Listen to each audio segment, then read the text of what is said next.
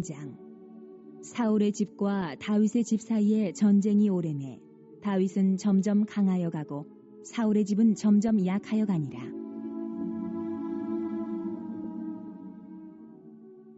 다윗이 헤브론에서 아들들을 낳았으되 맏아들은 암논이라. 이스라엘 여인 아히노암의 소생이요 둘째는 길르압이라. 갈멜 사람 나발의 아내였던 아비가일의 소생이요 셋째는 압살롬이라. 그술왕 달메의 딸 마아가의 아들이요 넷째는 아도니아라. 학깃의 아들이요 다섯째는 스바랴라. 아비달의 아들이요 여섯째는 이드르암이라. 다윗의 아내 에글라의 소생이니 이들은 다윗이 헤브론에서 낳은 자들이더라.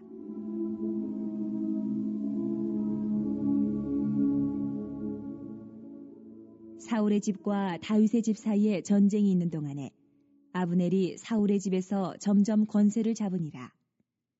사울에게 첩이 있었으니 이름은 리스바요 아야의 딸이더라.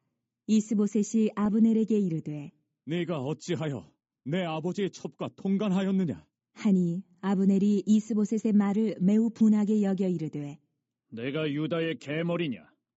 내가 오늘 당신의 아버지 사울의 집과 그의 형제와 그의 친구에게 은혜를 베풀어 당신을 다윗의 손에 내주지 아니하였거늘 당신이 오늘 이 여인에게 관한 허물을 내게 돌리는도다. 여호와께서 다윗에게 맹세하신 대로 내가 이루게 하지 아니하면 하나님이 아브넬에게 벌 위에 벌을 내리심이 마땅하니라. 그 맹세는 곧 이 나라를 사울의 집에서 다윗에게 옮겨서 그의 왕위를 단에서 부엘세바까지 이스라엘과 유다에 세우리라 하신 것이니라. 하매 이스보셋이 아브넬을 두려워하여 감히 한마디도 대답하지 못하니라.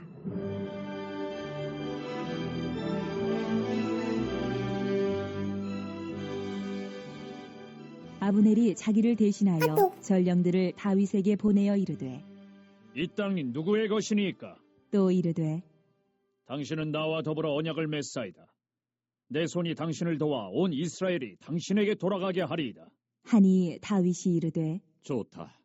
내가 너와 언약을 맺거니와 내가 내게 한 가지 일을 요구하노니 나를 보러 올 때에 우선 사울의 딸 미가를 데리고 오라. 그리하지 아니하면 내 얼굴을 보지 못하리라. 하고 다윗이 사울의 아들 이스보셋에게 전령들을 보내 이르되 내 처 미가를 내게로 돌리라. 그는 내가 전에 블레셋 사람의 포피 100개로 나와 정혼한 자니라. 하니 이스보셋이 사람을 보내 그의 남편 라이스의 아들 발디엘에게서 그를 빼앗아 오매 그의 남편이 그와 함께 오되 울며 바후림까지 따라왔더니 아브넬이 그에게 돌아가라 하매 돌아가니라.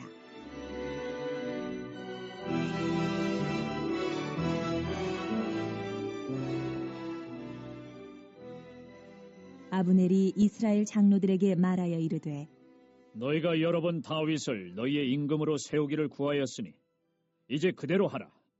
여호와께서 이미 다윗에 대하여 말씀하시기를 내가 내 종 다윗의 손으로 내 백성 이스라엘을 구원하여 블레셋 사람의 손과 모든 대적의 손에서 벗어나게 하리라 하셨음이니라. 하고 아브넬이 또 베냐민 사람의 귀에 말하고 아브넬이 이스라엘과 베냐민의 온 집이 선하게 여기는 모든 것을 다윗의 귀에 말하려고 헤브론으로 가니라. 아브넬이 부하 20명과 더불어 헤브론에 이르러 다윗에게 나아가니 다윗이 아브넬과 그와 함께한 사람을 위하여 잔치를 배설하였더라. 아브넬이 다윗에게 말하되 내가 일어나 가서 온 이스라엘 무리를 내 주 왕의 앞에 모아 더불어 언약을 맺게 하고 마음에 원하시는 대로 모든 것을 다스리시게 하리이다. 하니 이에 다윗이 아브넬을 보내매 그가 평안히 가니라.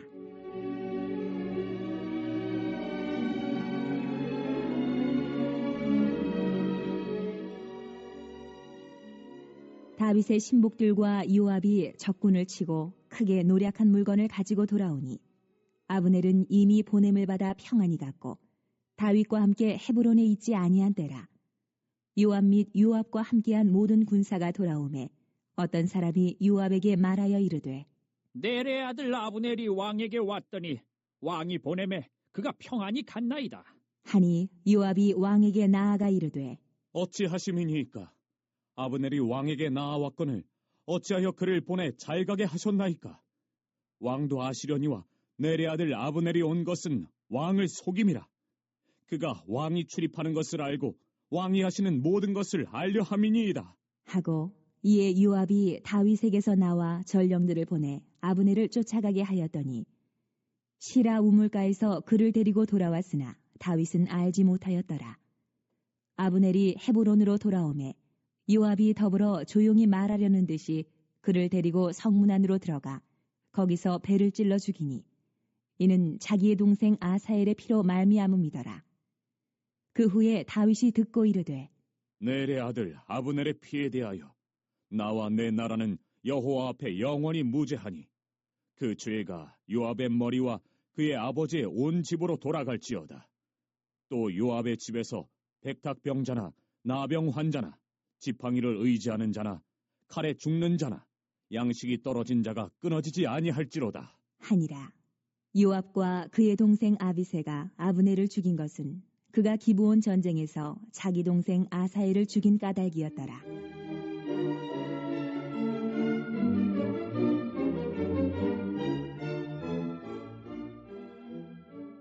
다윗이 요압과 및 자기와 함께 있는 모든 백성에게 이르되 너희는 옷을 찢고 굵은 배를 띠고 아브넬 앞에서 애도하라. 하니라.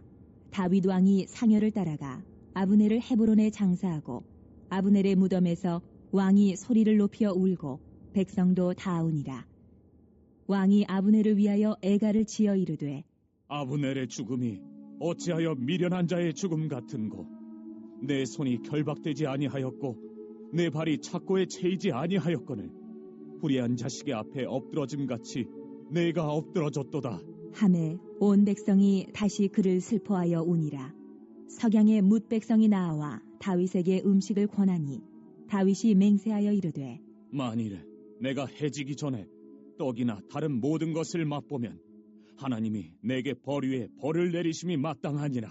하매 온 백성이 보고 기뻐하며 왕이 무슨 일을 하든지 무리가 다 기뻐하므로 이날에야 온 백성과 온 이스라엘이 넬의 아들 아브넬을 죽인 것이 왕이 한 것이 아닌 줄을 아니라. 왕이 그의 신복에게 이르되 오늘 이스라엘의 지도자여 큰 인물이 죽은 것을 알지 못하느냐. 내가 기름 부음을 받은 왕이 되었으나 오늘 약하여서 수르야의 아들인 이 사람들을 제어하기가 너무 어려우니 여호와는 악행한 자에게 그 악한 대로 갚으실지로다. 자, 지난 그 2장에서 우리가 살펴본 대로 다윗은 이제 헤브론에서 유다 지파의 왕이 되었죠. 그리고 그곳에서 약 7년 6개월 정도 다스리게 됩니다. 그런데 이때 과거 죽은 사울 왕의 수하, 당시에 이제 그 사울 왕이 군 총사령관으로 임명했던 아브넬, 이 아브넬은 이 권력 욕심이 굉장히 많은 사람이에요. 그래서 이 사울의 넷째 아들인 이스보셋을 앞세워서 유다 한 지파를 제외한 나머지 10지파를 통합해서 장악을 합니다. 자, 그렇게 5년의 시간을 보내고 그리고 마침내 이스보셋이 이 아브넬의 강력한 그러한 추진하에 이스라엘 10지파의 왕이 되어서 이제 2년 동안 다스리게 됩니다. 그래서 여러분 이런 상황만 보면은 다윗은 지금 이스라엘 지파 중에 유다 지파 한 지파의 왕이 되었고 사울의 집안에 이 이스보셋은 무려 10지파의 왕이 되었어요. 그러므로 당연히 이제 되어진 상황만 보면 다윗의 집안보다 이 사울의 집안이 더 강해 보입니다. 그렇죠? 그런데 우리 1절에 보시면 이렇게 말씀하고 있습니다. 자, 1절을 다 같이 읽어보겠습니다. 시작. 사울의 집과 다윗의 집 사이에 전쟁이 오래매 다윗은 점점 강하여 가고 사울의 집은 점점 약하여 가니라. 그렇습니다. 이제 오늘 3장 말씀을 이제 쭉 우리가 보게 될 때 정말 이 말씀대로 되지요.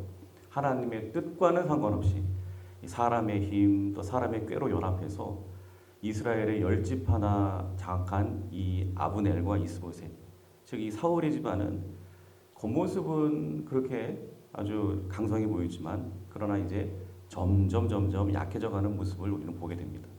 또 반면에 유다 지파 한 지파의 왕에 불과했던 다윗은 처음에는 이렇게 초라해 보이고 작아 보였지만 그러나 이 다윗은요, 이 하나님의 뜻에 의해서 세움받은 왕이고 또 하나님께서는 이스라엘 전체를 다윗이 다스리기를 원하셨지요. 그래서 하나님의 뜻에 의해서 세움받은 다윗이기에 이제 점점 이제 강해져 가는 것을 우리는 보게 됩니다.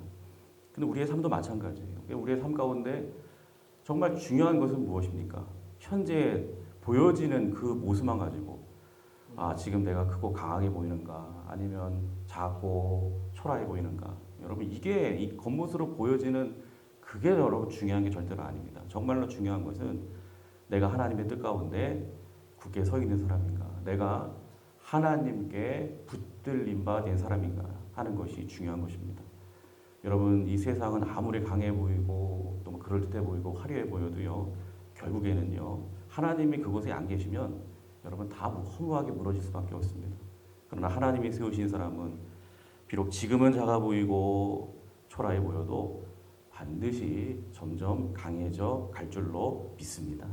그래서 여러분들 이렇게 사람의 힘 그런 것들이 아니라 오직 하나님의 뜻 안에 우리가 굳게 서서 점점 이 강해져가는 축복을 저와 여러분들이 다 누렸으면 좋겠습니다. 자, 그리고 이제 이어지는 본문을 보시면 이제 다윗의 집이 어떻게 강해져가고 있는지 또 사울의 집이 어떻게 약해져가고 있는지를 이제 구체적으로 우리에게 잘 보여주고 있는데 먼저 2절부터 5절을 한번 그냥 읽지 말고요. 자, 지금 2절부터 5절에 보시면은 이제 막내의 이 다윗의 이 아내들에 대해서 나오고요. 그 다음에 이 아들들의 이름이 이제 또 구체적으로 소개되고 있는 것을 보게 됩니다. 그래서 그 말씀을 보시면 이제 아내의 이름을 보면 이스라엘의 여인 아히노암, 또 나발의 아내였던 아비가일, 또 그슬 왕 달메의 딸 마아가, 또 핫깃, 또 아비달, 또 에글라. 자, 그리고 이들이 낳은 아들들의 이름을 보면 암논, 또 길르앗, 압살롬, 아도니아, 스바랴, 그다음에 이드르암. 그래서 문맥으로만 보면은 그 1절의 이 말씀, 즉 다윗이 점점 강해져 가고 있다라고 하는 이 말씀을 어떻게 보면 뭐 이렇게 아내들을 다윗이 많이 두고 또 자식들을 많이 낳아서 그래서 왕실을 점점 이렇게 든든하게 했다는 식으로 이렇게 뒷받침하는 것처럼 이렇게 보일 수도 있는데, 근데 사실 이 부분은요 정반대 의미를 가지고 있어요. 사실 다윗이 이렇게 많은 아내를 두고 또 많은 자식을 낳은 관계로 인해서 우리의 인간적인 생각으로는 이렇게 후손을 든든하게 많이 생산했으니까 점점 강해져 갈 것 같다고 생각을 하지만, 그러나 실제로는 그렇게 되기는커녕 훗날 이 다윗의 집은요 오히려 이렇게 자손들이 많음으로 말미암아, 아내들이 많음으로 말미암아 오히려 큰 어려움을 겪게 되고요, 오히려 그 집안이 약화되는 것을 보게 되죠. 배달은 형제 자매들 간에 막 강간을 하고 또 싸우고 그러다가 서로가 서로를 죽이고 죽는 그런 비극이 있었고요. 심지어는 아들이 아버지를 죽이려고 하는 그러한 일까지도 일어납니다. 그러니까 사실은 이 왕이 이처럼 아내를 많이 두는 것, 이거는 이제 신명기 17장에 보시면은 이미 하나님께서 절대로 금지하신 그러한 일이었습니다. 왜일까요? 하나님을 의지하기보다도 이거는 인간적인 방법이거든요. 인간적인 방법을 통해서 왕권을 안정시키려는 그런 행위가 되기 때문에 그렇습니다. 그러므로 다윗이 아내를 많이 두고 자식을 많이 두었다라고 하는 이 구절들은요, 다윗의 집안이 점점 강하여져 갔다라는 1절 말씀을 뒷받침해주는 그런 말씀이 전혀 아니고요. 이런 겁니다. 오히려 다윗이 이렇게 막 인간적인 방법을 도모하는 연약함이 있었음에도 불구하고, 즉 다윗이 하나님 앞에서 정말 온전치 못한 그런 모습이 있고 또 죄와 허물도 있었음에도 불구하고, 그럼에도 불구하고 오직 하나님께서 다윗을 붙들어 주셨다라고 하는 것을 강조하고 있는 그러한 말씀인 것입니다. 그러니까 다윗의 집이 점점 강해질 수 있었던 이유는 결코 이렇게 아내를 많이 두고 아들을 많이 낳았기 때문이 아니라 오히려 그것은 다윗의 연약함이었고 훗날 다윗의 집안을 혼란스럽게 만드는 원인이 되었지만, 그럼에도 불구하고 다윗의 집이 점점 강해질 수밖에 없었던 이유는 여러분 오직 하나님의 은혜 때문인 줄로 믿습니다. 여러분 인간적인 방법은요 다윗의 집안처럼 이렇게 아픔과 상처만 남겨요. 그러나 하나님의 은혜는요 오히려 그와 같은 상처와 연약함을 다 덮고 부족함도 채우시고 결국 하나님의 뜻을 아름답게 이루어 가시는 줄로 믿습니다. 그러면 오늘도 우리가 의지할 것은 절대로 인간적인 방법 아닙니다. 우리의 지혜, 힘, 절대 이런 것들은 의지할 대상이 될 수 없고요. 우리는 오직 하나님의 은혜를 갈망해야 되고 하나님의 은혜를 사모해야 되는 것입니다. 우리가 좀 부족하고 연약해도 심지어 실패와 허물이 있어도 오직 하나님의 은혜가 우리를 강하게 붙드시는 것이고 우리를 강하게 세워 가시는 것입니다. 다윗의 집이 점점 강해졌던 것처럼 오늘도 우리의 가정과 교회와 우리의 모든 삶도 오직 하나님의 은혜 안에 굳게 머물러 있을 때 점점 강해져가는 복을 누리게 될 줄로 믿습니다. 그런 의미에서 비록 오늘도 복된 주일입니다. 하나님의 충만한 은혜 안에 더 깊이 거하시고 누리는 복된 한 날 되시기를 주님의 이름으로 축원합니다. 그리고 이제 6절부터 21절에 보시면 자, 이에 반하여 자, 이렇게 다윗의 집안이 점점 강하여질 수밖에 없는 그 결정적인 이유가 뭔가 살펴봤고요. 이제 이 사울의 집은 왜 그렇게 약해져 갈 수밖에 없었을까? 그것을 또 우리가 좀 살펴보기 원하는데 6절을 다 같이 봉독해 보겠습니다. 6절 시작. 사울의 집과 다윗의 집 사이에 전쟁이 있는 동안에 아브넬이 사울의 집에서 점점 권세를 잡으니라. 여러분 이 말씀처럼 사울의 넷째 아들 이 이스보셋, 비록 그가 이스라엘의 10지파의 왕이었지만 명목상으로는 그가 왕이었지만 그러나 실제적인 어떤 힘과 권력은 이 아브넬에게 있었습니다. 여기 보니까 아브넬이 사울의 집에서 점점 권세를 잡으니라 그랬죠. 그러니까 아브넬이 오로지 자신의 권력 욕심을 채우기 위해서 즉 인간적인 방법을 총동원해서 자신의 어떤 영향력을 행사할 수 있는 군사력을 총동원해 가지고 이스보셋을 그저 허수아비 왕으로 그렇게 세웠기 때문에 그런 것이죠. 따라서 아브넬은 매사 이 이스보셋 앞에서 이스보셋이 왕임에도 불구하고 막 그 왕 앞에서 막 건방지게 행동하고 말했을 거예요. 이스보셋을 매사 자신의 뜻대로 이용하기 위해서 막 그렇게 이스보셋을 함부로했을 거예요. 그래서 이제 이런 가운데 이제 이스보셋도 비록 아브넬이 자신을 왕으로 만든 1등 공신이기는 하지만 자신 앞에서 자꾸만 이렇게 큰 소리를 내고 막 영향력을 행사하려는 이 아브넬이 정말 눈의 가시처럼 그렇게 여겨졌을 거예요. 그러다가 이제 결국 폭발했던 것일까요? 자, 7절을 다 같이 봉독합니다. 시작. 사울에게 첩이 있었으니 이름은 미스바요 아야의 딸이었더라. 이스보셋이 아브넬에게 이르되 네가 어찌하여 내 아버지의 첩과 통관하였느냐 하니. 예, 그렇습니다. 이제 이스보셋이 이제 아브넬이 우리 아버지 첩과 통관했다. 감히 네가 그런 짓거리를 할 수 있느냐 하면서 아브넬을 대놓고 막 책망을 하죠. 그런데 이때 아브넬이 8절에 보시면 여기에 대해서 굉장히 억울해요. 굉장히 분하게 여기면서 이렇게 말합니다. 한 8절을 읽어볼까요? 자, 시작.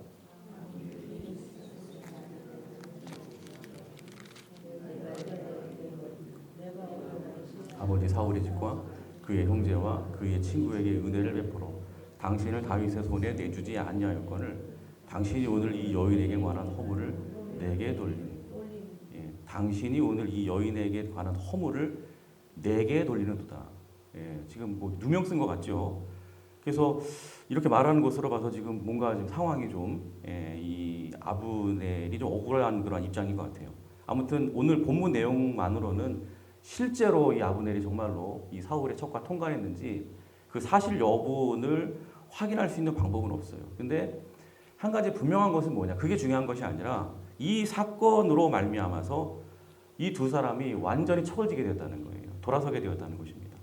그래서 이제 아브넬은 이스보셋을 이제 다르게 보죠. 아, 안 되겠다 싶었는지 이제 이 사건 이후에 다윗에게 사자를 보내게 됩니다.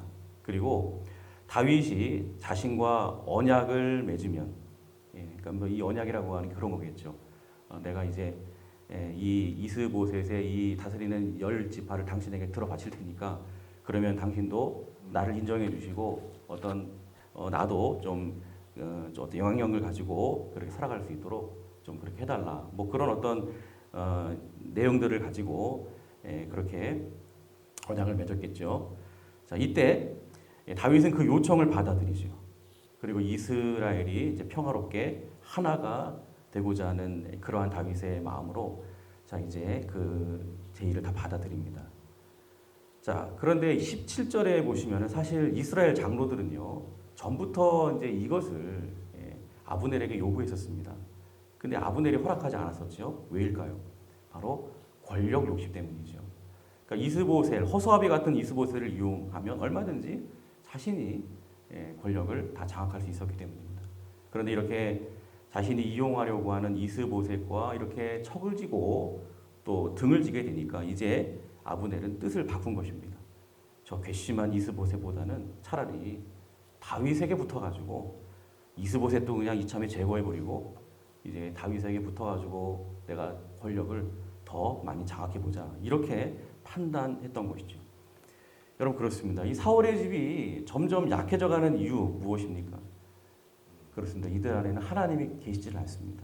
오로지 인간적인 어떤 겉모술수, 또 인간적인 꾀로 자신의 어떤 권력, 야망 이런 것들을 이루기 위해서 서로가 서로를 막 이용하려고만 하고, 또 그러다가 갈등하고 또 싸우고 반목하고, 그래서 그런 것입니다. 여러분, 하나님을 왕으로 섬기지 않는 자들은 스스로 권력을 잡고 자기 자신이 그렇게 왕이 되고자 하는 그러한 헛된 욕심이 있기 때문에 결국에는 그렇게 서로가 서로에게 배신하고 또 갈등하고 싸울 수밖에 없는 것이고, 그러는 가운데 점점 약화될 수밖에 없는 것이고 스스로 무너질 수밖에 없게 되는 것이죠. 여러분, 이 사울의 집이, 하나님이 없는 이 세상 나라가 결코 강해질 수 없는 이유, 점점 약화될 수밖에 없는 이유인 것입니다. 이런 의미에서 여러분, 교회도 마찬가지죠. 여러분, 교회는 하나님이 안 계시는 세상과 같은 곳이 아니죠. 이 교회 안에 진정한 통치자, 왕은 하나님이신 줄로 믿습니다. 그러면 오직 하나님의 영광과 하나님의 유익을 위해서 모든 성도들이 연합하고 하나가 될 때 여러분, 교회는 늘 든든하고 견고하게 점점 강해지고 성장해질 수밖에 없지만, 그러나 교회가 저 세상처럼 사울의 집안처럼 저마다 사람의 소리가 커지고 사람의 영광, 어떤 사람의 영향력 이런 것들을 앞세우게 될 때에 여러분, 성장은커녕 점점 분열과 약해짐을 경험할 수밖에 없는 것입니다. 여러분, 다시 한번 강조합니다. 교회는 오직 하나님의 영광을 위하여 모인 성도들의 모임입니다. 오직 하나님의 영광, 그분의 목적이 이끄는 그러한 길로 겸손하게 순종하며 걸어가시는 우리 모든 성도님들이 되셔서 하나님의 교회가 이 다윗의 집처럼 견고하게 세워지고 점점 성장하는 은혜가 있게 되기를 주님의 이름으로 축복합니다.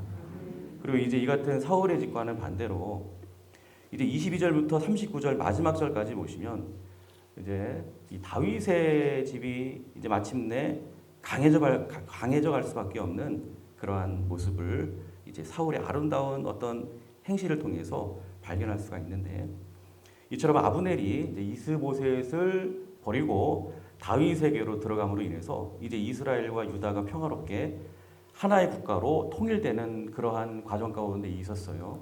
자, 근데 문제가 하나 발생합니다. 27절을 다 같이 봉독하겠습니다. 자, 시작.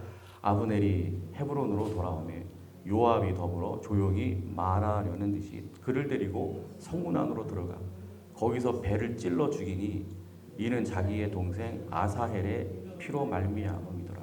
그렇습니다. 이제 다윗의 군대 장관이죠. 바로 요압이 이제 아브넬이 이제 다윗과 언약을 맺기 위해서 이렇게 들어왔을 때, 자, 앞선 2장에서 살펴본 대로 이 요압의 동생이 이제 아사헬인데, 아사헬이 이제 아브넬을 쫓다가 오히려 죽임을 당하게 되죠. 그래서 이제 이 요압이 동생 아사헬의 원수를 갚겠다고 아브넬을 이렇게 몰래 불러내서 그에게 은밀하게 말하는 것처럼 막 가장하면서 그를 살해하고 맙니다. 죽여요. 이때 백성들은요, 그 모습을 보고 일단 이 아브넬이 죽었잖아요. 근데 이 아브넬이 요압에 의해서 죽임을 당했다는 사실은 알지 못한 채 지금 굉장히 두려워하기 시작합니다. 야, 이 다윗의 통치가 다른 왕들의 통치와 별반 다르지 않구나.